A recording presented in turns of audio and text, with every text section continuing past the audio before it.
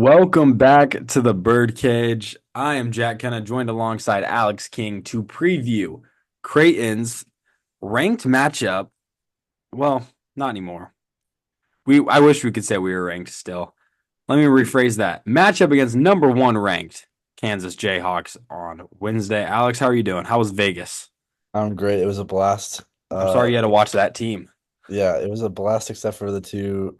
Well, I watched Notre Dame and that was game was kind of fun. It was still stressful, but the uh the fuck, I'm forgetting who we played. San Diego State and Texas A&M. The Texas A&M game was terrible, Yeah. but it was fun, I feel like we kind of figured the San Diego State game would be bad but not that bad. because in our last game, Stephen Ashworth died on the court.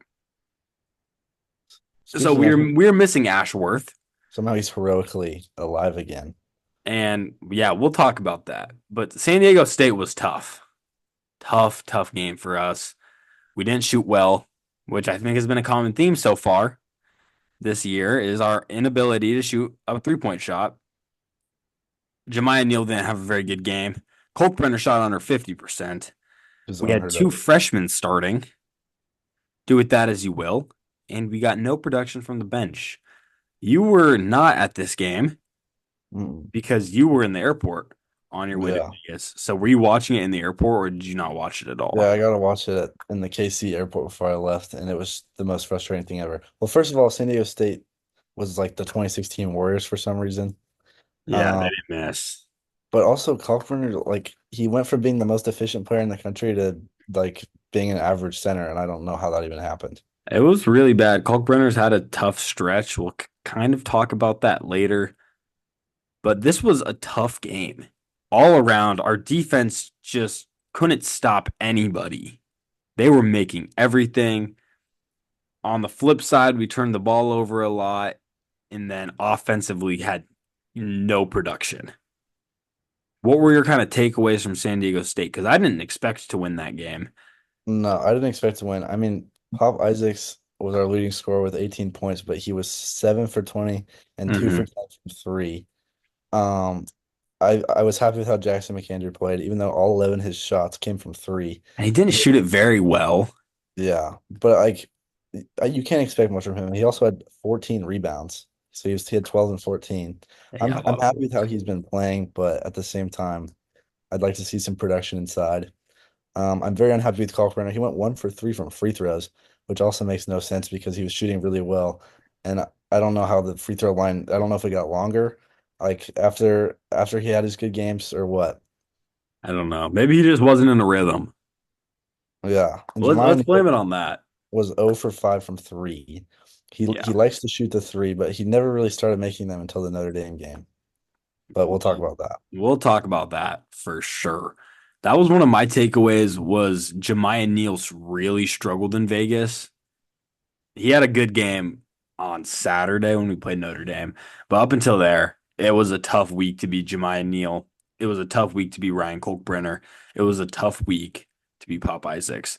None of those guys really shined. You touched on how impactful Pop Isaacs was in the scoring sheet, but he didn't shoot it very well. Mm-mm. We followed that San Diego State game up, playing Texas A&M and M and falling in a close game. A medical miracle for Stephen Ashworth. He was back on the floor. You were at this game. I Yes, I guarantee you didn't expect to see Stephen Ashworth playing. What were your no, I didn't. And then he was for some reason warming up, and we really missed him, to be honest. Like he's a game changer from three. Papa Yeah. Isaacs had a fantastic game this game, and again, Jackson McAndrew played really good. Mhm. But I mean, just Kalkbrenner once again was a no-show, and we really needed them.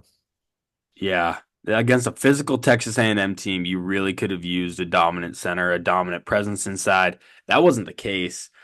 Do you have the box score open? Can you tell me how many points in the paint Texas A&M had?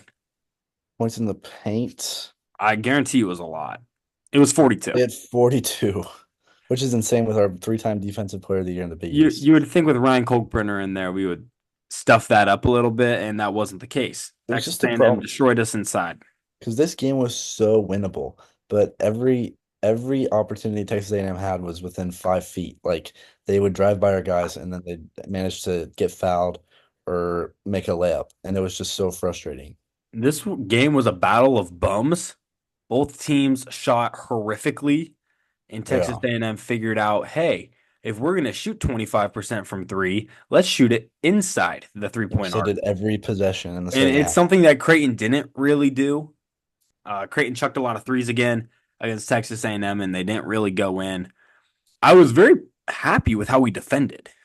Like, I'm going to be straight up honest. I was very pleased with how we defended. We just couldn't outscore Texas A&M, and we had opportunities. Brenner had an opportunity to tie the game at the free throw line and missed another free throw. And then with 80 seconds left, we had a defensive miss, a mishap, mislap.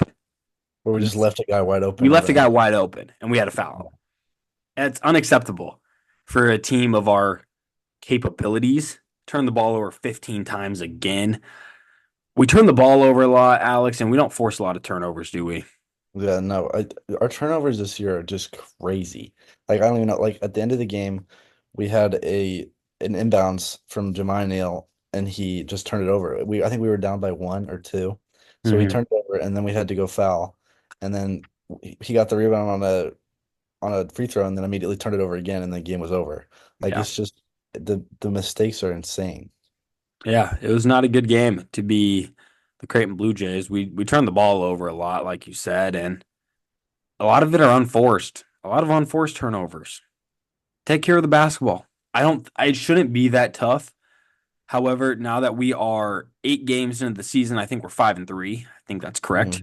Mhm. Yeah. We're 8 games into the year and we continue to turn the ball over. So I don't know if do you think like coaches aren't really doing anything about I it? don't know. I don't think I'm, coaching is I really the problem guarantee with you Greg McDermott's turnovers. not pleased with how often they're turning the ball over. I think it's hard to say that coaching is the problem because people are like dribbling out of bounds or like throwing bad passes. Like it's just, I think this is the player's problem. But when you think, I know when you're in Vegas and you don't have a lot of time to kind of fix stuff and a lot of practice time, this is not the time to do it.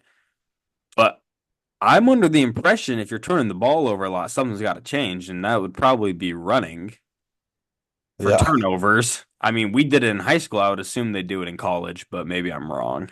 Yeah. I'd imagine there was a lot of running when they got back to Omaha. I hope that they did. Maybe not Omaha. We're still like kind of injured and beat up right now, but we have like a week break after UNLV this weekend where you can really get those legs churning a little bit if they continue to turn over the ball. I just think it's not fun basketball to watch when your team's turning it No, over 16 times a night. it's disgusting. It's been very hard to watch. Yeah, maybe I'm wrong, but we lose a heartbreaker against A&M. And then we follow that up. We get a few days off for Thanksgiving, and the Creighton Blue Jays win on Saturday, 80-76. Should have been 73. They hit kind of a three-pointer at the end of the game that That really was meant to cover this. nothing. That was to cover the spread. A lot of people were angry in Vegas, including my father. So is my dad. Yeah. Brenner didn't play. Pop Isaacs barely played. According to McDermott, he had the flu. Jemiah Neal really played good today. Yeah. I say today like it's the day of the Yeah, game. but It's the day. not, but he played really well. He turned into Mitch Ballack. I think he made five or four threes. Like what He the hell? made he had four. He went 4 for 6 What the hell, Jemiah? out I of mean, he nowhere. still shot very poor, 7 of 17, but he made four threes and only shot six of them. So I'll tell you that's what, improvement. all of his misses are coming like on like little jumpers that Trey Alexander would make last year. So if he figures out how to make those, that would be very productive. Every time Trey Alexander shot a jumper last year, I thought it was going in. I don't know, it was so Like and that's how beautiful his shot was. Every time Naruto Neal Jemiah does Neal it shoots just the ball, I don't know if it goes in or not. I'm sitting there and I'm like, yeah, he hasn't quite earned that yet. he hasn't. It's not a guaranteed make right now when he's shooting it. I think he could get there. I think the big story of this game was no Brenner. He was out with a lower body injury. Yeah, I don't So know if that Fred was King was in the starting lineup. You had the privilege of watching the Fred King masterclass oh in yeah. person. Give us a breakdown. How was Vegas treating Fred King? Yeah, Seems like he honestly, enjoyed his time. he looked like he played with a lot of confidence. He wasn't fouling on every possession like usual. He still fouled out. He did foul out, but it was like after I would have thought. I mean, he dropped 14 points. I mean, he was efficient. Like he was playing good defense. He had some blocks. This was a Fred King that I have never seen before, and I'm excited to see him. When did I say Fred King was the best backup center in the country? Was that last year? It would have been the summer before the season last year. Yeah. So almost 18 months ago, I made a comment saying Fred King was the best backup center in the country. Maybe that's coming to fruition now. Is that a word? Fruition, I think so. Fruition? I feel like it sounds right, but maybe I'm pronouncing it wrong. Yeah, just say it with confidence. Yeah, if I say it with confidence, nobody's even going to question me. I Hmm. thought all overall, this team played really good without Kalkbrenner. We Well, shot the ball really well. we finally got some bench production. I think let's see how many different people scored. Like 12 different people scored. How many bench points did we have? I thought it was a lot. 10 people scored. Bench points. We had 21. Yeah, that's by far the most we've had. We had six from Isaac Trout, three or eight from Isaac Trout, excuse me. He made some free throws. We had four from Jason Green, four from Ty Davis. Mason Miller finally hit a three-pointer. He is now one of, it's What's an he insane number. like 18 maybe? That could be correct. He's From the just floor he's just in this such a year. slump. Yeah, we have to get Mason Miller shooting the ball with confidence again, which could take Yeah. some time, but if we can get everything clicking, I think we still have the potential to be a very good team. I'll tell you what, Shane Shane Thomas Thomas had a put in some tough good minutes. layup. I love that we're getting Shane Thomas minutes. He had some good defensive minutes He's at playing times. good. Yeah. He's playing good in the minutes that we're giving him, so I'm happy to see that. This is going to be the toughest test of the year, without a doubt. Oh yeah, Kansas no on question. Wednesday. We'll talk about that game a little bit. We'll talk about Kansas. We both go to school here. We know the hype around the basketball team. They're 7-0. They beat their last game was against Furman in the Vegas showdown, which was played in Lawrence. Yeah, we were talking about that. That's so weird because Don't ask me why. I don't Furman get and it. Seattle played in Vegas after Duke and Kansas did, and then they both went to their respective schools to play each other, which makes no sense. I don't get it at all. Why not just play in Vegas again? But they Yeah. dominated. KJ Adams had a great game. Riley Griffin 10 off the bench. They have some key wins already. They've faced tough opponents: Duke, UNC, Michigan State, Blue Bloods. They've played them already. They've won. They beat Duke without Dickinson. With Dickinson, they might have won by more. This Kansas team is good, and they're really good. Yeah. I was at the Duke Kansas game. It was a fantastic game, like so much talent. And just going from that game to the Creighton game the next day, I think we might lose this game by a lot of points. But I mean the Well, talent differential is crazy. yeah, they have Riley Griffin, David Coit. I'm missing a Flory Badunga off the Yeah. bench. Those guys would probably start for Creighton. Yeah, Well, Flory I probably think. wouldn't, but And I don't think Coit would, but Griffin definitely would. yeah, because this the position wise, but like they have the talent that they would get a lot of minutes. Yeah, sure they do. That's not even crazy at all. I think Flory could start at the four. Yeah, the I don't think spacing. he would. I don't know if he would, but he could. Can you imagine a front court of Ryan Kolkbrenner and Flory Badunga? That Just would two be absolutely electric. monsters. They would be electric, but the spacing would be the worst thing The, ever, I the think. spacing would be bad for a Creighton team. I don't know if that would necessarily work, but man, that would be fun. Yeah. First question, and pretty much the only question I will propose to you. How does Creighton walk out of CHI Health Center on Wednesday with a win? It's gonna take some divine intervention, but I think if we shoot the ball well, say 40% from three, like isn't amazing, but like we need some CHI magic that we've had in the future in the past. Like last year, UConn. We need some productivity from the bench, and we need Kalkbrenner to figure out how to play. Like if Dickinson owns Kalkbrenner, then this game is going to be over fast. I don't really know how this game's going to go. I'm stuck between two and I just can't decide. Creighton will either win because of CHI home game. But I will say this is Kansas's first road test. They've had a few neutral site games, but this is It'll be Kansas's it'll genuine be really first loud. road test. And it's going to be dollar beer night. So Yeah, it's going to be packed. it's I've gonna gone to a be few loud. games on dollar beer night. It's always been sold out. It's always been a very electric environment, and this is going to be another one of those.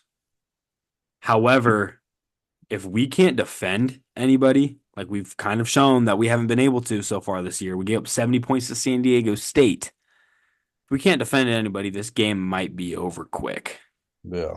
Well, Kansas can just score at a level that is no one we've ever seen before. Like UConn played us last year, and they didn't really have like amazing scoring power, but this Kansas team is just so talented. Like this is something we've never seen before. Yeah, this Kansas team's really good. I I wish don't this think wasn't. they're the best team in the country. No, I I don't think think Kansas is the best team in the country. there might be a couple better ones, but they're definitely up there. Yeah, and team is loaded. I mean, AJ Storr. I'm trying to think. I'm blanking on some names right now. Hunter Dickinson, two of the best Griffin, players in the Juwan country. Harris.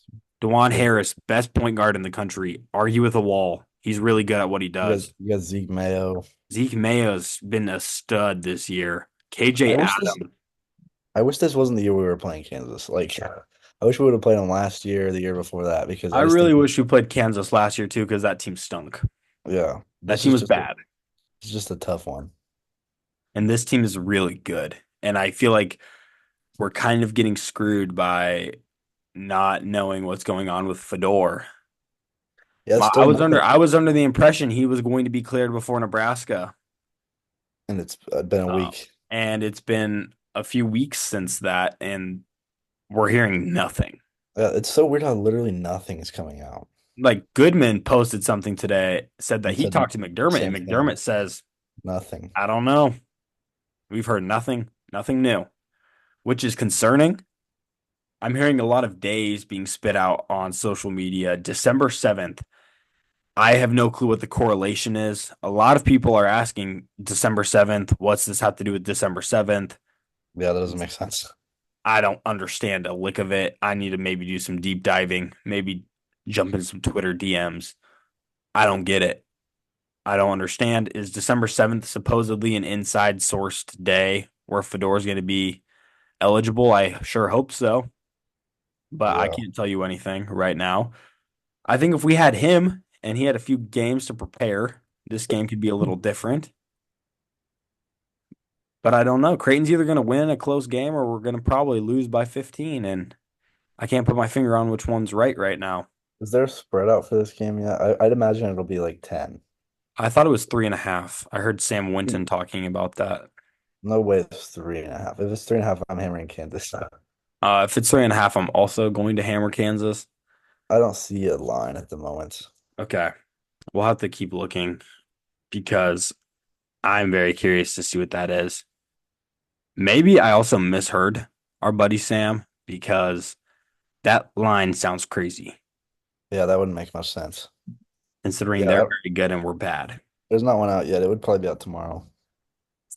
I would assume so. So we'll see. But I typed in Kansas versus Creighton betting line and the Kansas City one popped up. So there's really nothing on it so far. it'll probably be out tomorrow, and then I'd imagine it'll be big. Yeah, maybe. What's your There form? is nothing on it yet. Nothing on it. The AP poll came out today and UConn's still in it. I guess it could be worse. We could be UConn. Well, UConn's got a bright future. I'm scared for our future. I don't think UConn has a bright future at all. Their team stinks. Dude, I think Dan Hurley is going to get ran out of stores. Dan Hurley, he's really digging himself a hole. Like he had a quote where he was like, "If I leave, I might play in a different tournament." Like that doesn't even make sense. Why would he want to leave? It's very weird. He's Dan won two Hurley's national he's championships a in a row. weird critter. He is a He's won weird critter. two national championships in a row, and he has people that hate him, like from his own team. Like it's crazy. That's what you do. All he does is get himself into controversy. I mean, yelling at Creighton students last year was an interesting look for Dan And he's Hurley. just And then throwing constant tantrums he's in Maui. It was so throwing weird. tantrums at referees. That's not going to give you a good look. Going into press conferences, screaming and criticizing officials. And then when you have to take the stand to say, I'm never doing a 3-day tournament again, It's ridiculous. grow a pair of balls. Yeah, that's like the first person to ever say that. Like Like, everybody stop being loves a wuss. it. Yeah. It's like, can you imagine a world with no Maui Invitational? The Maui Invitational is amazing. Like it was The just it's Maui just Invitational is amazing. And if Dan Hurley's bald ass ruins it, I'm gonna throw a tantrum. yeah. Well, he just won't they just won't invite him again. He'll never go back to one of those. Are you kidding? I don't. To be fair, he's not gonna ever get an invitation back to one of those. No, nobody's gonna want him. But even if he did, no, no. UConn already said they're not doing any more 3-day tournaments. Oh, Poor, what? poor, poor country. Oh, dang it. We don't UConn. have to watch Dan Hurley throw temper tantrums for 3 days straight It is anymore. kind of fun to watch him throw tantrums. I like it too because he only throws tantrums when they're losing. Yeah, I like watching them so I can root for them to lose. I might be the biggest UConn hater. I I can't think believe they're still UConn's team ranked. stinks this year. The fact that they're still ranked is crazy. I think they stink. I think Creighton's gonna finish higher than them. I don't know about that, but it's just weird that a 5-3 team is ranked. I also Houston's got 3 losses. They're 4-3 and they're ranked 11 or something. Do they really? Yeah, they lost to San Diego State. That was their last loss, and that was a kind of head turner. We also failed to mention that we came on this podcast and claimed that Oregon stunk, and they won the Yeah. Players Era They Festival. really well, they went to overtime with like Eastern Washington or something, and then they went out and won the Vegas showdown, which is insane. Yeah, it was impressive. They had an impressive win over. They beat Texas A&M They and beat beat San Diego San State, Diego and State, Then they beat Alabama. and then had to play Bama and beat Bama. And I think Bama's a pretty okay team. But I don't think Bama's that good either. I think college basketball has a lot of parity. You know what's I think so insane? far the best team in the country has been Auburn. Yeah. What's insane is Oregon is 8-0 and Alabama 6-2, and Oregon beat Alabama head to head literally like 2 days ago, and Oregon's ranked behind them. It doesn't make sense. Yeah, I don't get it. I Like, really don't get it. yeah, makes zero sense. But I'm very frustrated because I was kind of coming into this Kansas game expecting Creighton Bluejays to be, what are they, 6-2, maybe 7-1. yeah, We're sitting there at 5-3, and this isn't a must-win game, nor do no, I really think we'll win. I think no. Kansas is that loaded. I think we're gonna have to get Kansas on an off night, and if we can do that, anything can happen. You know what's really scary is the Big East is bad. So like in our net ranking right now is like 99. So if we don't win against Kansas or Alabama, it's going to be really hard to get it up. Yeah, I think the Big East has had a really tough start to the year. I think there are a lot more mid to bad teams than there are mid to good teams. I think Creighton's still a mid to good team. Yeah. I think they're still going to finish in the top four. And then I think UConn will still finish in the top four. And I think St. John's will finish in the top four. But other than that, you're sitting there and you're like Seton Hall, Providence, Seton Hall's terrible. Xavier, Butler, Nova, DePaul. I mean, DePaul's 8-0. DePaul's, they have the best record in the It's kind conference of so funny. far. DePaul's leading the Big East right now. Georgetown stinks. I don't know.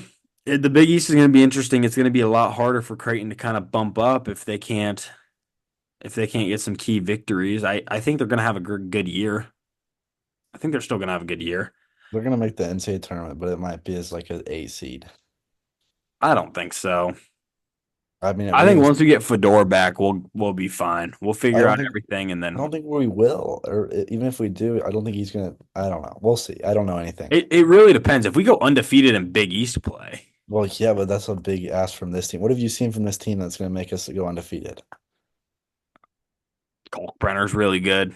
No, If we he's can not. figure out, He's been terrible for 4 games.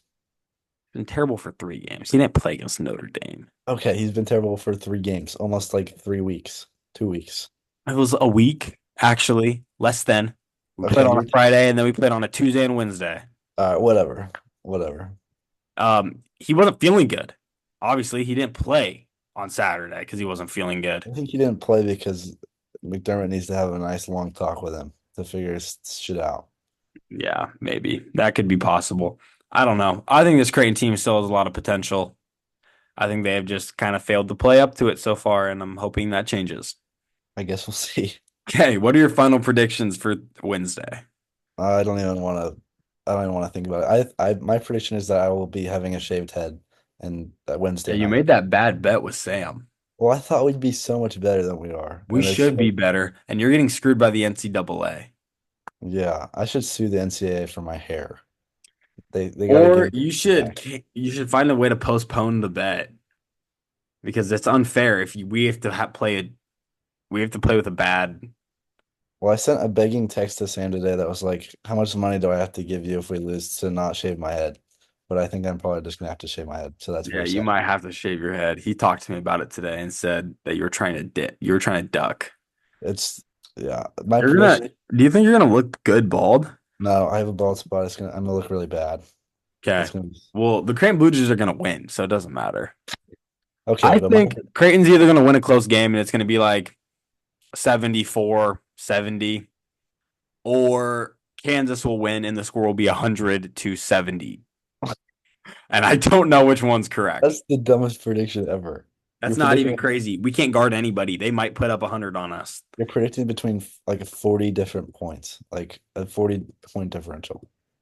Yeah, we're either gonna win and it's gonna be close, or we're gonna get blown out at home, and I don't know which one it's gonna be.